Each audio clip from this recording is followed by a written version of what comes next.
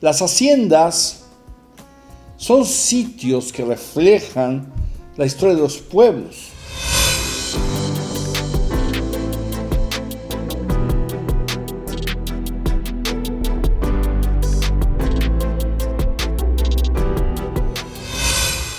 Estilos arquitectónicos, costumbres domésticas y sociales, actividades económicas y leyendas quedan grabadas en estas unidades que conjugaban a los hombres y a la naturaleza. La hacienda es muchas cosas, ¿no? Es un pueblo, es una unidad de trabajo también.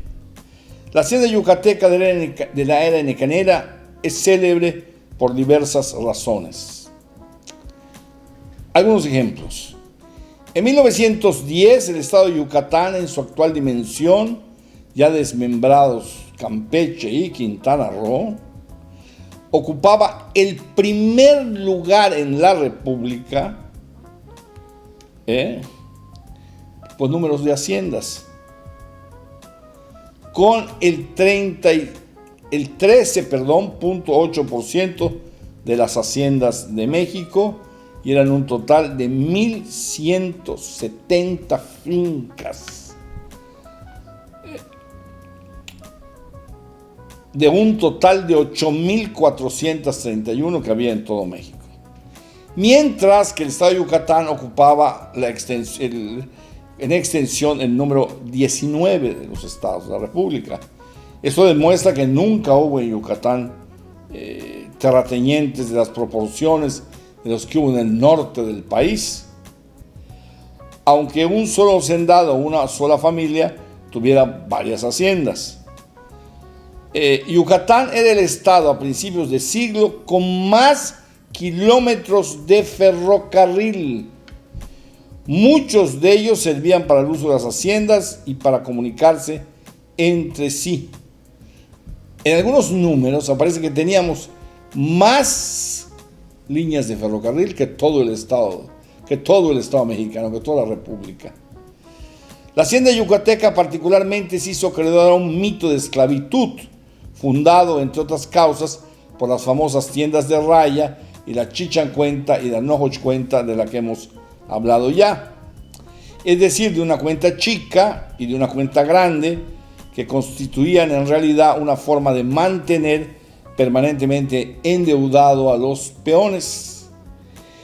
Esta práctica, señores, no la fundó la hacienda henequenera. Viene desde los tiempos de la colonia, en que los trabajadores se les llevaba una carta cuenta en que se les apuntaba todos los préstamos en dinero o en especie que se les hacían. Solo podían abandonar la finca aquellos trabajadores que liquidaban sus deudas, lo que era muy poco probable, desde luego. De esa manera, entre el inventario de una hacienda se consideraba el importe de las cuentas de los trabajadores. Claro que había había mucha escasez de obra de mano, y algunos hacendados tenían por costumbre piratear, digamos, algunos empleados, gente de las haciendas, y les daba para que liquidara su cuenta, sobre todo de cierto nivel. Antes del Enequén, la hacienda yucateca era básicamente ganadera y maicera, existiendo también algunos casos de plantaciones de azúcar, tabaco y algodón. En 1845 existían en Yucatán 1.265 haciendas. En 1862, 1.049. La guerra de castas ya había pasado. Y en 1899, 1.235, como podrá notarse, pues el problema de la guerra de castas fue terrible, devastó económicamente al Estado. La organización que existió dentro de las haciendas en el siglo XIX permaneció en gran medida hasta el siglo XX. El mayordomo, los mayorales, el mayocol, los luneros, los reservados, los solteros, los muchachos de doctrina y el fiscal fueron figuras que permanecieron en muchos casos hasta las primeras décadas del siglo XX. Cierto es que las acepciones pues fueron cambiando un poco, adecuándose a las circunstancias, pero muy poco, El mayordomo era el encargado de la hacienda y representante del dueño. Tiempo después, este término fue sustituido por uno más elegante o más técnico, el administrador. Los mayorales eran auxiliares inmediatos del mayordomo y tenían a su cargo la vigilancia de los trabajadores. Los luneros, así se le llamaban a los habitantes de la hacienda, que tenían la obligación de dar al amo 15 mecates de milpa rosa. Por este trabajo recibían a cambio permiso de labrar para sí una milpa del tamaño que quisieran en las tierras del propietario. El trabajo de los 15 mecates lo hacían generalmente los lunes, por los cuales se les llamaba luneros. Aparte daban la fajina, horrible práctica por cierto, que era medio día de trabajo para limpieza de calles, de hierbas y otras labores que realizaban los días jueves, sábado o domingo. Originalmente al frente de los luneros estaba el mayocol, que era el encargado de vigilarlos. Esta palabra mayocol es híbrida hispano-maya y se formó con la voz mayor y col, voz maya, que significa milpa. Cuando las haciendas ganaderas y milperas se transformaron en enequeneras, la figura del mayocol siguió existiendo con funciones similares, pero ya referidas al eneque. Los reservados eran aquellos que por su edad sexagenaria, madre mía, yo ya sería reservado. Somos la solución térmica y en laminados con más de 40 años de experiencia, esforzándonos por dar un servicio personalizado. Selma Muro y Techo. Realizamos acabados de lámina galvanizada pintada, aluminio, acero inoxidable y vinil según los requerimientos en calibres que en el proyecto necesite. Utilizamos los calibres de lámina que usted requiera inyectadas con poliuretano de 46 kilogramos y metros cúbicos. Proporcionamos la mayor capacidad térmica con el proceso de inyección y con el sistema machembrado con ganchos internos. Se garantiza la hermeticidad de nuestros paneles al armado con una recuperación de desensamble de un 100%, lo que permite ampliar, modificar o recuperar los materiales en el caso de requerirlos, sin perder las bondades de los paneles. Así tendrán una inversión directa y un ahorro energético. Realizamos casetas de vigilancia, cajas térmicas para camiones a la medida que solicite. Elaboramos colchonetas, cortinas hawaianas, oficinas y puertas para andenes refrigerados y cámaras frías.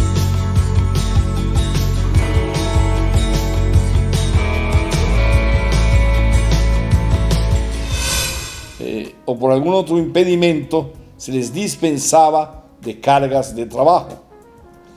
Los muchachos de doctrina, bueno, finales del siglo XIX, principios del siglo XX, tener 60 años era haber hecho una proeza de vida, ¿no?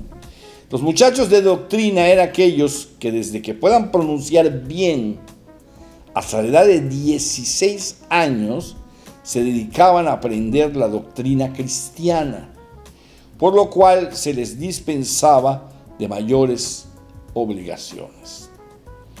De los 16 años a los 20 estaban en el grupo de solteros, con otro tipo de responsabilidades. Ya después se les casaba, pero literalmente.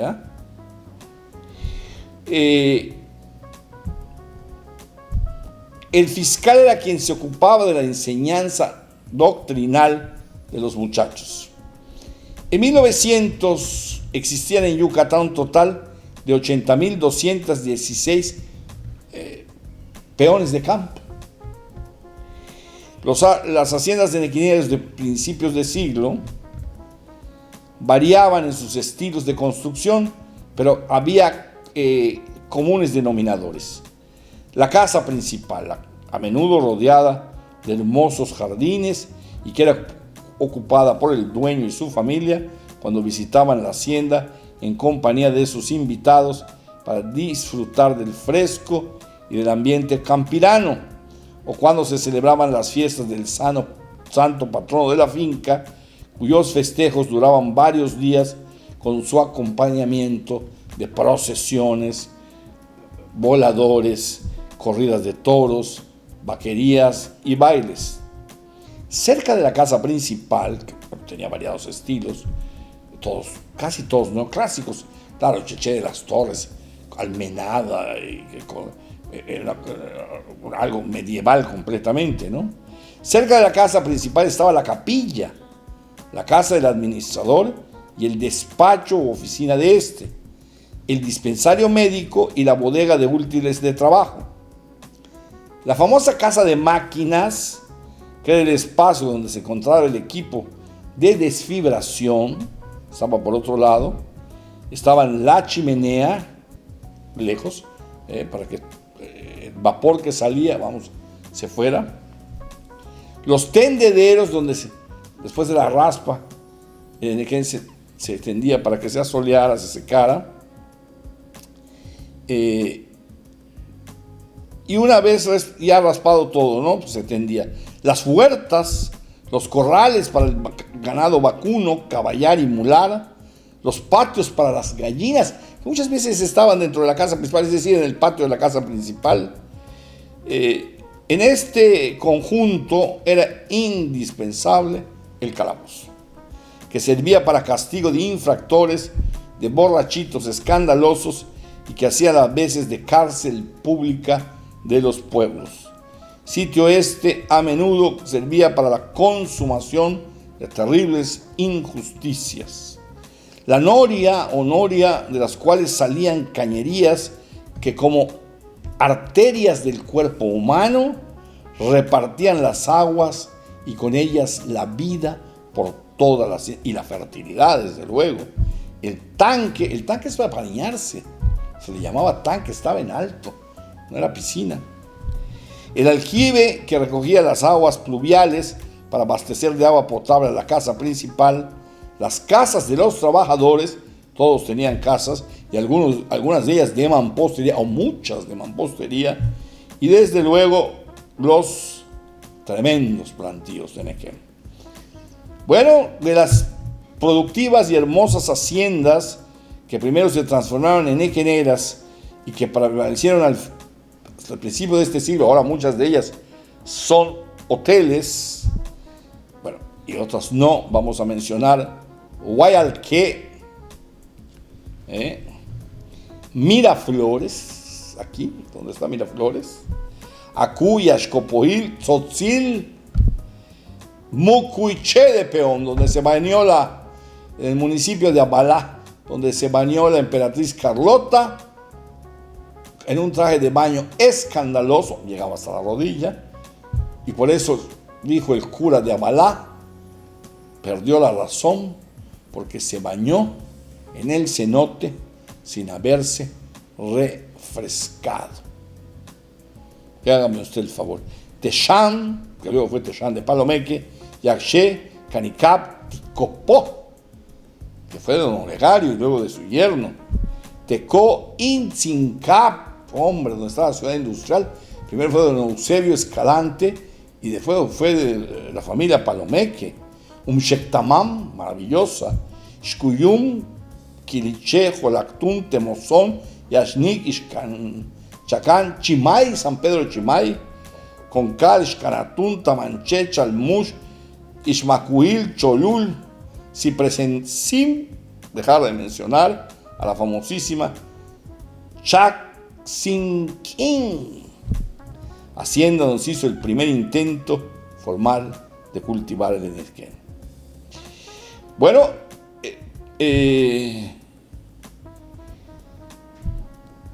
una hacienda no valía tanto, oiga usted bien, por la cantidad de lo que producía.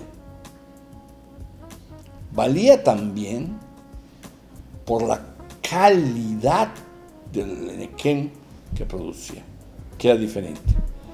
En Motul se producía, desde luego, sin lugar a dudas, el mejor Enequén que se produjo en Yucatán y además con un rendimiento altísimo. Bueno, si este comentario le gustó, suscríbase a este canal. Si no, diga lo que le parezca, no importa.